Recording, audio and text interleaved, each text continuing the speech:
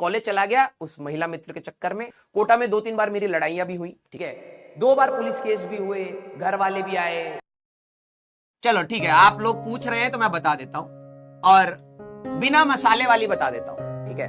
हम जब 11वीं क्लास में थे, 11th क्लास में, ठीक है, तो हमें एक महिला मित्र पसंद थी, ठीक है, जो हमसे 4 साल बड़ी थी, 4+। अब ये नहीं पता कैसे लिखते, लेकिन ठीक है।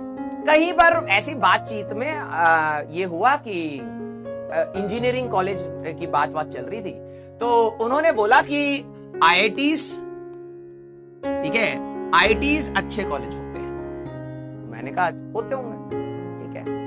मेरे फादर खुद IITian है, ठीक है, लेकिन मेरा कभी भी वैसा इंक्लिनेशन नहीं था। फिर मैंने उनको 3-4 बार ये बात बोलते हुए सुना, और मेरे को लगा कि शायद इस चीज को पाने से, ठीक है, लाइफ सेट हो जाएगी, ठीक है। तो 11th क्लास में मेरा जो स्कूल था वो अच्छा स्कूल था, तो मैंने कोई कोचिंग नहीं ली, लेकिन मैंने पढ़ाई करनी स्टार्ट करी, ठीक है। 12वीं का मेरा जो 12th का जो मेरे 10वीं में जो रिजल्ट था, वो उन महिला मित्र को देख के ही पढ़ाई मैंने करी थी, ठीक है। उनका 92.8 का परसेंटेज था, और मेरा 94% के आसपास आया था, ठीक है। 12th क्लास में उनके 87 हुए थे, मेरे 97 हुए थे, हम बढ़ गए आगे, ठीक है। तो 12वीं क्लास का जब हमारा रिजल्ट आया, तो मैंने जेई का एग्जाम दिया था। जेई के एग्जाम में, ठीक है, उस समय पहली बार EML लिस्ट आई थी, एक्सटेंडेड मेरिट लिस्ट, ठीक है, 2009 की बात है। और उस समय मैंने कोचिंग कुछ भी नहीं करा था, कोई ट्यूशन भी नहीं पढ़ता था मैं, जितना मेरे को पढ़ाया गया मैं उतना ही चुपचाप पढ़ता था, काफी सारी चीजें नहीं भी पढ़ी। लेकिन एक्सटेंडेड मेरिट लिस्ट थी, जिसमें मेरा रैंक आया था आई थिंक 8000 के आसपास। मतलब अगर देखा जाए all over India AIR rank अगर देखी जाए, अगर मैं इसी के हिसाब से देखूं, तो 15,000 के आसपास के मेरे रैंक थी। और AIEEE में उस समय जो जेई मेंस आपका होता है, जेई मेंस में उस समय मेरी आई थी 22,000 रैंक थी। मतलब मेरे को मिल जा रहा था जेई मेंस से अच्छा एक कॉलेज, आप उस समय AIEEE कहते थे, अच्छा मिल रहा था। फिर मैंने फर्स्ट टाइम डिसाइड किया कि नहीं यार, कॉलेज तो IIT वाला ही चाहिए था, ठीक है। तो मैंने वहां पर डिसाइड किया कि ड्रॉप करेंगे। अब मेरे को यह बात नहीं पता थी कि ड्रॉप करते कैसे हैं, हाँ, ड्रॉप करते कैसे हैं और कौन सी कोचिंग बेस्ट है। तो उस समय इंटरनेट भी ज्यादा नहीं था, तो मैंने अपने एक फ्रेंड से पूछा, तो उस फ्रेंड ने मेरे को सजेस्ट किया कि कोटा में, ठीक है, कोटा में बंसल क्लासेस करके कोचिंग है, और बहुत अच्छी कोचिंग है, वहां पर जाके तुम तैयारी कर सकते हो, ठीक है। मैं क्योंकि मेरा जेई में ये एक्सटेंडेड मेरिट लिस्ट में ये आ गया था, तो मेरे को वो भी मिल गया था, क्या कहते हैं, स्कॉलरशिप मिल गया था। उस समय की जो मेरे को स्कॉलरशिप के बाद फीस जो पड़ी थी, आई थिंक 60,000, 50,000 या समथिंग 60,000 के आसपास की फीस पड़ी थी। और मेरे को जो फर्स्ट बैच मिला था दैट वाज X9, ड्रॉपर में X9 बैच मिला था, ठीक है। मेरे को कुछ आइडिया नहीं था कि कोटा में किस तरीके से पढ़ाई की जाती है, कितना होमवर्क होता है, कितना लोड होता है, कितना स्ट्रेस होता है, घर की होम सिकनेस होती है, ठीक है। और 2 बजे के आसपास जब भीड़ निकलती है, ठीक है, 2 बजे के आसपास जब पूरे लंच के टाइम की भीड़ निकलती है, वो एक अलग स्ट्रेस होता है, ठीक है। और आपकी कोई पर्सनल लाइफ होती नहीं है, आप जाते हो, पढ़ते हो, खाते हो, सोते हो, पढ़ते हो, एक अजीब से लूप में आप हमेशा रहते हो, ठीक है।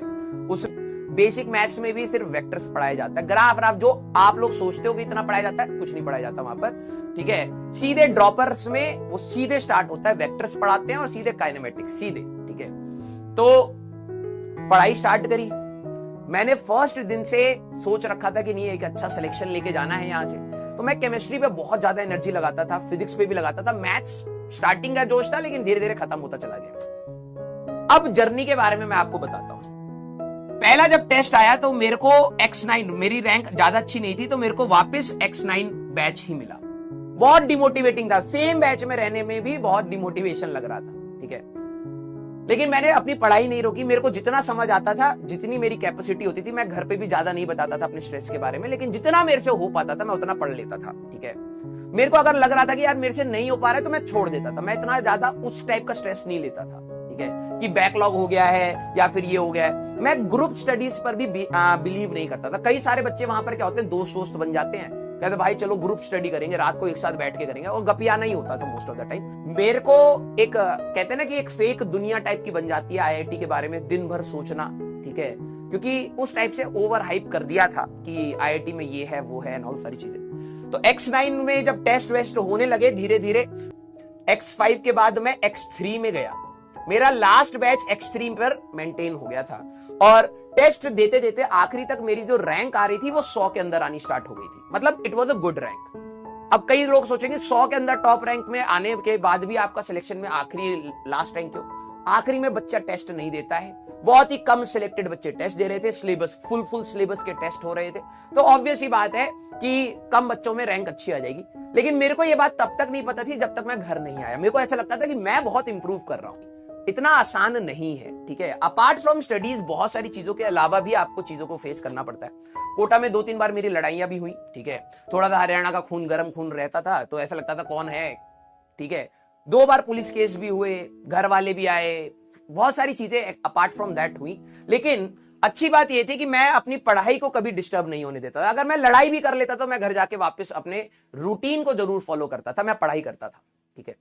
आखिरी तक आते आते फरवरी में हमारे पास वहां पर सिलेबस खत्म हुआ, मार्च में हम लोग घर आ गए थे, और मार्च में जब मैंने जेईई एडवांस का दोबारा पेपर दिया था तो मेरे 230 या 232 मार्क्स के आसपास, नहीं कुछ इसी की रेंज में ही मेरे मार्क्स आए थे, और मेरे को अच्छा लग रहा था कि मेरी शायद अच्छी रैंक आ जाएगी, ठीक है। 1000 के आसपास के रैंक में एक्सपेक्ट कर रहा था, आई 5000 के आसपास थी, ठीक है।